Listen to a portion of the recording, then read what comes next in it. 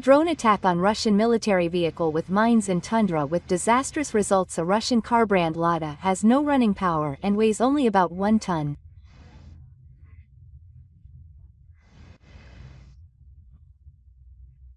Russia has been in full-scale war against Ukraine for 3.5 years, and drones are constantly monitoring the front line, and the ground is full of holes from attacks. In such a harsh battlefield, the Lada vehicles, which are not durable to begin with, are particularly vulnerable. And when you put mines in the rear of a 60 German Marks with a length of about 9 kilometers, it turns from a mere vulnerable vehicle into an extremely dangerous explosive. For the past few months, the Russian leadership has made it a top priority to remove the powerful Ukrainian forces from the western Kursk Oblast. After the end of this operation, with a small army in between, the Russian forces are now strengthening their formations again outside the fortress city of Pokrosh in Donetsk Oblast. The Ukrainian forces were cut off from their supply routes in Kursk Oblast, forcing most of their forces to withdraw. This has allowed the Russian forces to devote more resources to new formations in the Pokrosh region. But some of those resources have already been exhausted. Last week in the south of Pokrosh, the Russian military lost 12 road vehicles, including the latest T-90M tank, after failing to evade an attack by the Ukrainian drone army. Even though the elections in the Kursk region have been largely stable, the Russian military still suffers from a shortage of modern road vehicles. As a result, many are using civilian vehicles, such as Ladas and Ladas, to head to the battlefield. It's time to charge. Get in your Ladas, everyone. This is what analyst Andrew Perpetua said sarcastically in a photo. A charge by a Lada vehicle, which is about 4 meters long, often ends in disaster for the infantry, with mine explosions, attacks, or attacks by FPV suicide drones. A fragile Lada vehicle, a tank weighing about 40 tons, may be able to withstand attacks by about 10 suicide drones in some cases. However, in the case of a Lada vehicle, even if a wire mesh detective is added to counter the drones, it is highly likely that it will not survive even a single attack. Furthermore, with the arrival of spring in Ukraine, the ground becomes muddy, making light vehicles like the Lada easy to get bogged down in the mud and become an easy target. Charging into the Ukrainian troops holed up in the tank with a Lada vehicle is tantamount to suicide. And if the Lada vehicle is loaded with anti-tank mines in the TM60, the risk becomes even more serious. Analyst Morrison warns that if the Lada is loaded with anti-tank mines, it will be torn to pieces in an instant. Actual footage proves the danger. The Russian military often removes the rear roof of an assault vehicle to allow for a quick escape. The Lada vehicle in the video introduced by Kisen was also designed to do this. And it was loaded with anti-tank mines in the rear. A Ukrainian drone attacked the parked Lada vehicle and dropped a bomb. At the moment of impact, the anti-tank mine exploded, flying up to a height of 30 meters. There was no chance of survival for the crew. Among the vehicles used by the Russian military in battle, the Ra-100 is the most vulnerable, and cannot withstand attacks by FPV drones, which are the latest technology on the battlefield. As long as the Russian military continues to send Ra-100 to the battlefield to make up for the lack of running vehicles, the damage will only increase. As long as the Russian military employs human wave tactics, the military headquarters will recognize this as a predictable loss. I think the idea is that if 10 trucks are destroyed and even if 100 soldiers are working, it is a success if even one Puzhina truck can pass through. The problem is that the Russian military is also using drones to attack the Ukrainian military. Although we often see videos of the Ukrainian military destroying Russian military combat vehicles, we rarely have a chance to see the damage done by the Ukrainian military.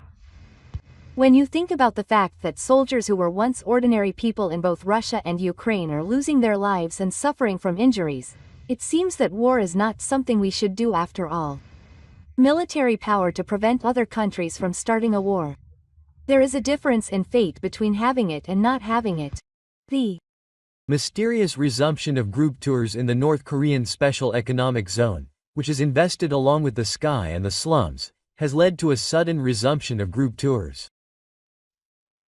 On the 31st of the month, President Trump of the Democratic People's Republic of Korea said that there was a relationship between Kim Jong-un and Kim Jong-un, the first general of the Democratic People's Republic of Korea. This suggests that there will be some kind of exchange toward another summit. The possibility of a sudden advance in the US's North Korea policy around the time of the Ukraine war has increased. A recent hot topic about North Korea is the disaster class group of the Aseong Special Economic Zone. Group tours for foreigners to the Raseong Special Economic Zone, located in the northeastern part of North Korea, were resumed for the first time in 5 years, but were suspended after only 3 weeks. Speculation has been made about the reason for this, including the fact that there was a great response to the travel experience reports of several influencers who participated in the tour, and that they were wary of information on Russian troops being sent to Russia being leaked into the country. However, from my experience of reporting at Raseong, there was no new information from the influencers. It was exactly the same as what the foreigners saw before.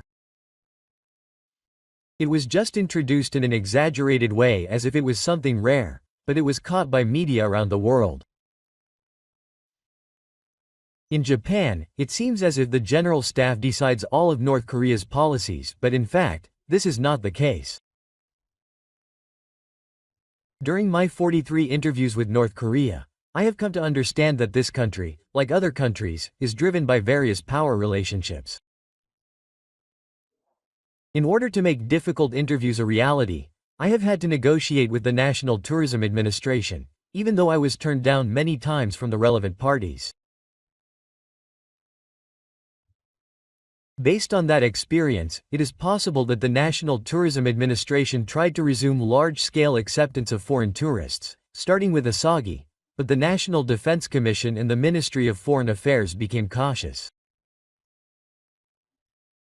Tourism is a valuable source of surgical income for North Korea.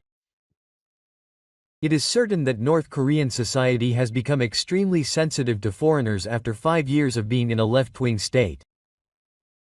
There is also extreme vigilance against infectious diseases such as the new coronavirus. Since last year, very few people have been able to enter the country from Japan. Among Koreans in Japan, there have been 2 representative visits by leaders of the General Association of Korean Residents in Japan, which is not subject to the Japanese government's unilateral sanctions, students from Korea University, children participating in New Year's celebrations, and Korean members of the Pyongyang clan, and visits to relatives in Japan who are in North Korea have not resumed. And there are even fewer Japanese people, with only the Institute of International Relations having been involved twice. North Korea is under strict sanctions from the UN Security Council, but tourism is exempt from the sanctions. In other words, tourism is a valuable source of income. For this reason, the government is working tirelessly to develop large-scale tourism, such as developing a mountain resort in Samjeong, the 36th city of Cherdong, and preparing to open the Wonsan Chun Kalmar Ilri Resort in June of this year. In addition, the Kinyang International Marathon, scheduled to be held on April 3, will attract participants from 40 countries and regions, including China, Russia, the UK, and Germany. The intellectual and ecological importance of the Lafan Special Economic Zone. The Lafan Special Economic Zone is made up of the Lafan Sultanate and the Sultanate. It was not that difficult for foreigners to enter here before the border was closed due to the new coronavirus. Some Japanese media have entered repeatedly because they did not need any assistance. However, this route had significant restrictions on taking photos and videos. I chartered a car. I once went to Anpyeong for an interview, taking 2 days each way. During my stay there, I was strongly impressed by the intellectual and cultural importance of the place called Lhasa, and the active involvement of Russia in the region. The East Kathmandu, which is the border between North Korea and Russia, is only about 8 kilometers before it flows into the sea. In other words, China's Indian Ocean does not connect to the sea, so Russia and China are competing to invest, and Russia's only far eastern port is Vladivostok. Razin is not only quiet, but also has a good reputation. This has made the port historically and strategically important. As a result, it was designated as the first economic port in North Korea, and Kim Il-sung, the first president of Kim Jong-un, gave on-site guidance 14 times, and Kim Jong-il, the first president of the country, gave on-site guidance 11 times. The road signs ahead have Chinese and the Yellow Army written on them. China has built a fine lighthouse about 50 kilometers long from the northern end of Kathmandu to the base of the port. This road connects to China. This has made it possible for China to use the port to move cargo overseas. In the district, there is a Russian restaurant run by a Russian, which serves authentic Russian food. President Kim Il-sung visited the area 14 times, and General Kim Jo-il visited the area 11 times. The road signs are written in Chinese and also in English, and a fine road of about 50 kilometers from Yuanwon to Yuanwon at the northern end was built. This road is connected to the Chinese railway line. This made it possible for the country to use Rusks to send cargo to Hyalai. In the Ra district, there is a Russian restaurant run by a Russian, which serves authentic Russian food. The close relationship between North Korea and Russia, which was realized in the Soviet Union, is what is seen as Russia's priority on the initiative above all else. In August 2001, General Kim Jong-il and Russian President Putin signed the Propaganda Agreement. Based on this, in April 2008, the North Korean sixth party company Lasin Contrans was established with 70% investment from Russia. In September 2014, the construction of a 54 km railway linking the Soviet Union and the bankrupt Russian city of Lasin Contrans was completed. Because the Korean railway is a standard locomotive, North Korea had to exchange the locomotive and load the goods at that East School station before the recovery. The later tracks used by Russia were broken at Ratskoma. And in November of that city, the recovery and construction of the third railway was completed. A huge Russian-made dauntless crane was also installed on the third railway, and coal transported from Siberia was piled high. It was a very hot day, with many people moving around to unload coal from the freight trains that came directly from Russia and stack it up. Lasin Contrans has also obtained the right to chew on this railway and the railway for 49 years. North Korea tried to overinvest in the Chinese economy, and Russia tried to build a strategic relationship with North Korea. This is the foundation of the current close relationship between North Korea and Russia. There was no freight train running on the railway connecting Russia and North Korea, but on January 29 of this year, a test run of passenger trains was conducted. The Russian ambassador to the United States, John Kinney, has stated that in addition to the railroad between the two countries, a road network will be built. The number of people living between the two countries will increase. The more people desire guns, the more they will be subservient to the state. The military is not what many people fear. Nowadays, the state is said to forcefully recruit its citizens to fight wars, to intervene in the capital market that should be left to free individuals, and to wield a lot of power, but it was not originally superior to other social groups. Why did the state come to have a central role? By tracing history back to medieval Europe, we can see that it is still an entity that drives our society today.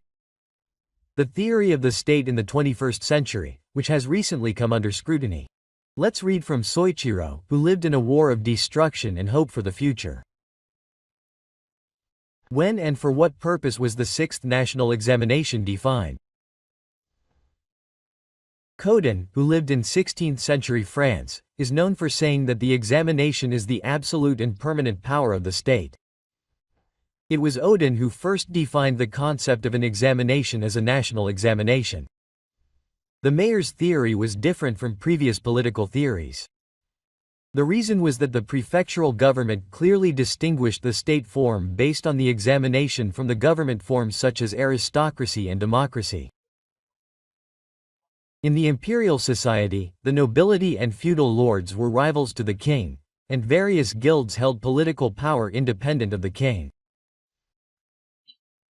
In contrast, the foundations of the ancient regime itself argued that status rights such as land and property ultimately belonged to the examiner. The ancient guilds' theory of examination was aimed at overcoming the gap in the power dispersion system of the High Court, that is, the gap. Indeed, the ancient regime has something in common with the Tenryu society, which is the personal rule based on dichotomy and privilege. However, in the ancient regime, personal rule did not exist discontinuously like the insurance society. Rather, thanks to the centralization of the king and the market system, personal rule became universally applicable in the stable area.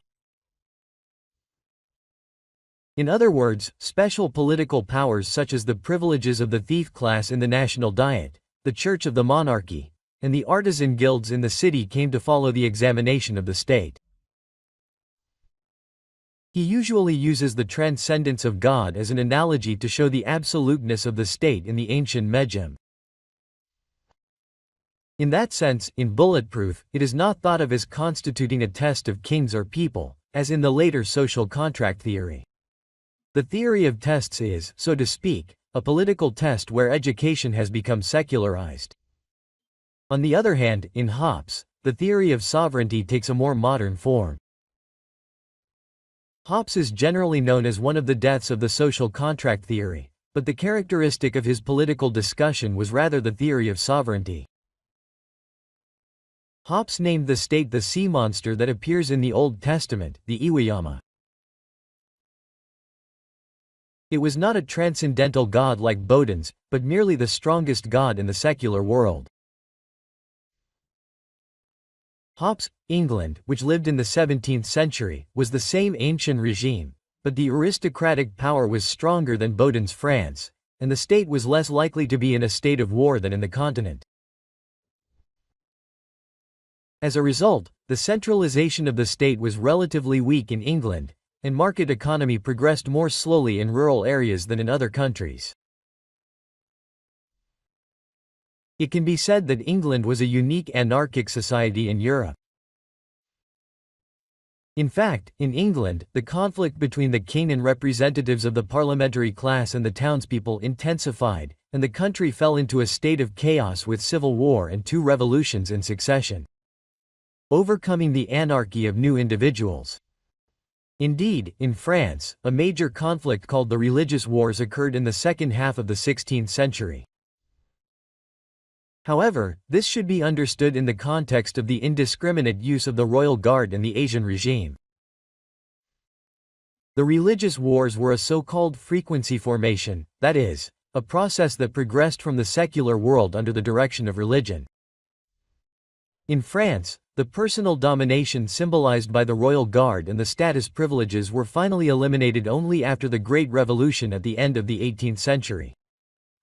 There, the property of bandits was collected by the centralized state, and intermediate organizations and disorganized organizations were dissolved by the state. Furthermore, it is well known that a modern legal system was established under the first constitution of the Revolutionary List, which guaranteed the freedom of contract and the right of ownership of individual citizens. This is the connection that the French Revolution is called the bourgeois revolution, which promoted the development of the capitalist economy. However, even before the revolution, in England, where capitalism had developed mainly in the countryside in the 17th century, social struggles arose to eliminate academic domination and demand the right to participate in politics. The civil war that Hobbes faced was not just a religious war, but a civil war. Cox could no longer take the ancient regime as a given, as he usually did. Hobbes had to acknowledge the social fact that in the midst of the dissolution of all class systems, including the king's, there was only a fragmented mass of people. Therefore, unlike his mother's theory, Hobbes's theory was not intended to overcome the anarchy caused by class privileges and various barriers. His aim was rather to establish a commonwealth by overcoming the anarchy of individualistic individuals. It is said that Copp wrote the Mayor's Day 3651 as a temporary measure. It is true that Hobbes's political support for the king's forces in opposition to Parliament during the English Civil War was a trick. Carr did not justify Hobbes's theorizing or the so-called absolute power. Rather, his natural theory was the limit of modern liberalism. In Coppes's view, everyone has natural rights, that is, the right to use the power of nature as he wishes to maintain his own life. His natural theory was characterized by an individualistic model of thought. A simple question arises here. How can the theory of sovereignty that justifies the God of the human race and the individualistic model of thought be compatible? We must wait until the Great Revolution at the end of the 18th century for the final elimination of personal domination, in which the tax revenue of bandits was collected by a centralized state, and intermediate organizations and fragmented judicial and administrative organizations were dismantled by the state. Furthermore, it is well known that a modern legal system was established in the First Napoleonic Wars after the Revolution, guaranteeing the freedom of contract and the right of ownership of individual citizens. The French Revolution was a pleasure park called the Bourgeois Revolution, which promoted the development of the capitalist economy, but as early as the 17th century, before the French Revolution, capitalism was developing mainly in rural areas. Social struggles arose that sought to eliminate personal domination and demanded the right to participate in politics. The civil war that Hobbes faced was not merely a religious war, but a true civil war, that is, a civil war. Hobbes could no longer assume the ancient regime as out and did. Hobbes had to acknowledge the social fact that in reality, all status privileges, including the king's power, existed as a fragmented mass of the people, as all status privileges had been dismantled. Hobbes's test, unlike that of the transatlantic one, was not aimed at overcoming the anarchy caused by status privileges and various divisions. His aim was rather to overcome the anarchy of fragmented individualism and to establish a new generation of people who would constitute the Council of State. It is said that Hobbes wrote the 651st Ibayance Road, in which he was the mayor, in name only. It is true that during the English Civil War, Hobbes politically supported the king's power in opposition to Parliament. However, this does not mean that Hobbes justified occupancy or the so-called absolute synthesis. Rather, his idea of the natural point was the origin of modern liberalism. Hobbes believes that everyone has a natural right, that is, the right to use force as they wish to maintain their own life. His idea of natural rights was characterized by an individualistic model of thought. A simple question may arise here. Is there a connection between the theory of sovereignty, which equates God with sovereignty, and the individualistic model of thought?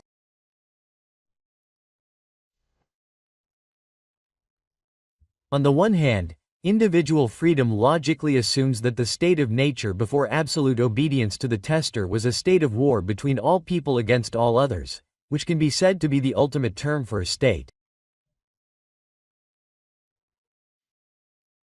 In the social contract theory, it is thought that individuals in the state of nature established a state by making a contract with each other. However, Hobbes himself believed that the origin of the state that exists in the world is a state that is highly organized with a coercive force or violent coercive force. What Hobbes wanted to show was what kind of political obligations individuals should have in a hypothetical state of nature. It is true that individuals are granted the freedom to use force for self-preservation. However, for Hobbes, natural rights could not be taught without transferring them to the tester.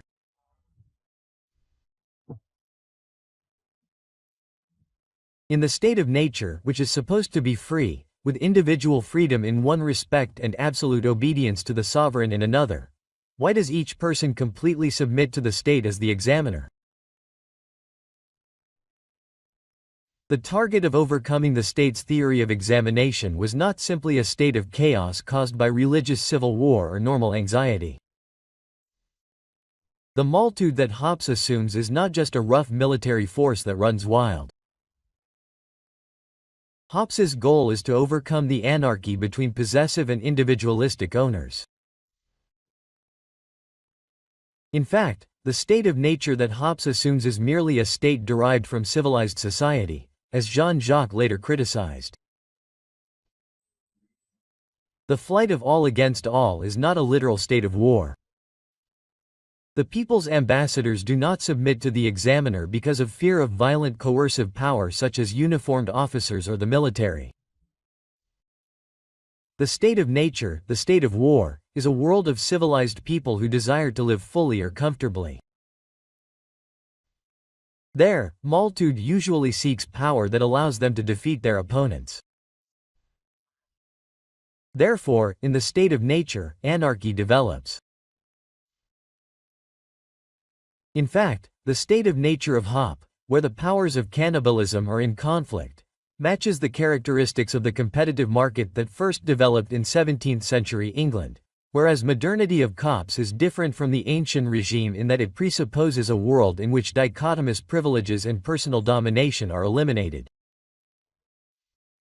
In other words, it is a society in which individual freedom and action are possible only as long as the individual is the owner of himself. In the state of nature, which is removed from this market society, people are not protected by personal domination, so everyone faces equal fear. At the same time, people are free from bandits and privileges, so everyone faces the danger of their ownership being threatened equally. Therefore, in the utopia of market society, it is essential to resolve these two anxieties. In other words, it is a world in which people compete with each other without mutual destruction, and they are constantly being heard. That is the theme of a society of peace and order. That is why free individuals are objective. They must unconditionally submit to continuous authority. Earthly society suddenly demands a sovereign state, and in return the sovereign state guarantees a market society. To that end, the civilized Malshu must gather together. Please see this book.